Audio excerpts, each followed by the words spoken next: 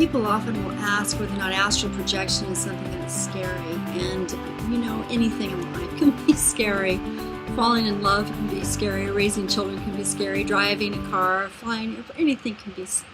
You can add the experience of fear to anything that you do, anything that you opt into, anything that you try for the first time. There's a difference between being afraid because there's actual danger and being afraid because something isn't familiar or because you're not sort of trusting of yourself or the environment to keep yourself safe. So is astral projection something to be frightened of? Well, from that standpoint, yes, of course, because everything is something to be frightened of. And plus it's new, it's different. But is it something to be truly frightened of in terms of objectively, is it a frightening thing? Are you engaging in something that is evil, sinister, or going into shadow spots or dark spots or meeting entities or energies that are just no good? So my answer to that from my own experience is that yes, you can go into places where you're just meeting entities or experiencing something that's not very pleasant. And actually, to astral project into circumstances where there are human beings present and they're engaged in something that's not very cool, you can also be frightened by that as well and become, impacted by what's going on because you're present and you're conscious and you're bringing your own set of standards, your own set of the way to feel about things that are frightening. You can also go into domains that don't make sense to you. And when things don't make sense to us, we do worry that it's not making sense to us because it's bad, or is it, or isn't it?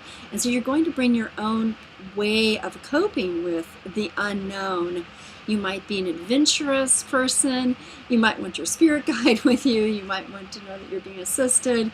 I think that what is best to do is first to make sure that you have in place whatever is your way of protecting yourself. Some people put themselves into kind of a protective bubble, an egg, so to speak, an egg of energy, a white energy that's very cleansing, or they make sure all their chakras are clear, or they pull in with traveling with a spirit guide that is known and well trusted, which is not everybody's experience or knowledge.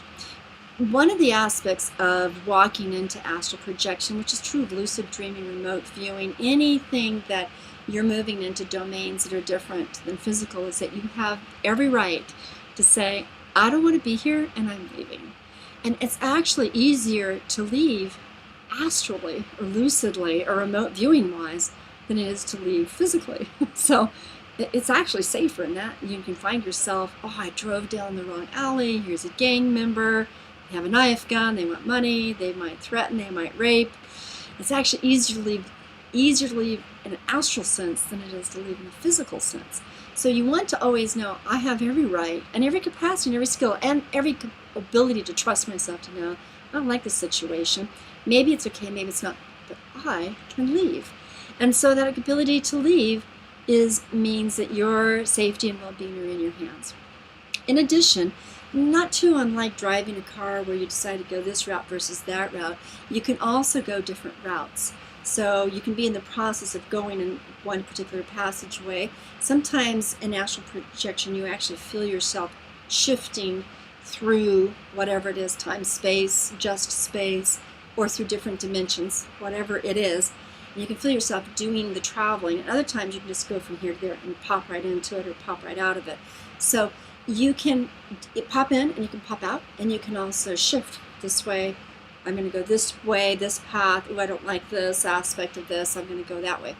It is within your control to say, no, I'm going to do this a little differently. Now, some people would say, well, that puts into question whether that's a function of your imagination, a function of your own narrative process, or is it really a real discovery? And I think that that's going to be up for scientific grabs for a while until we can really build a lot more history and narratives and information understanding that.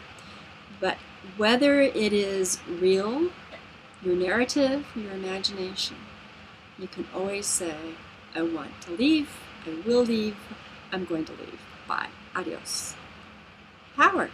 And after all, soul journeys and astral projection, and my approach to that with you, is all about giving you power, the power to be all that you can be, not just your physical world.